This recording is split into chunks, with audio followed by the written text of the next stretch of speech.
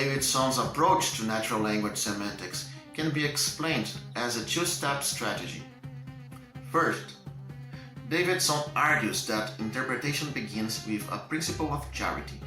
When someone asserts a proposition P, we normally presuppose that this person holds P in a relatively stable and safe region of their belief system. In other words, we assume that the speaker is not radically mistaken, irrational, or systematically deceived. Second, this presumption connects directly to the structure of our internal semantic machinery.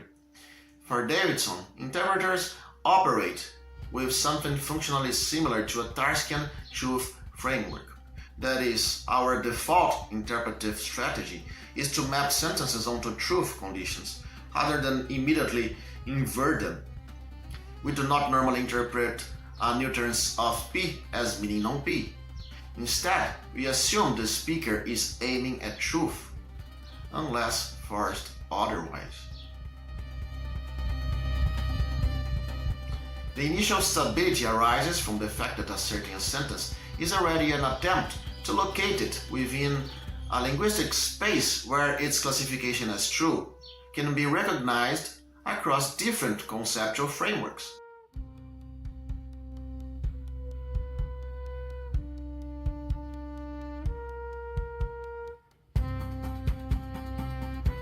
In other words, it doesn't matter whether someone arrives at P through background A or B. In terms of truth and falsehood, P will follow shared trajectories across those frameworks.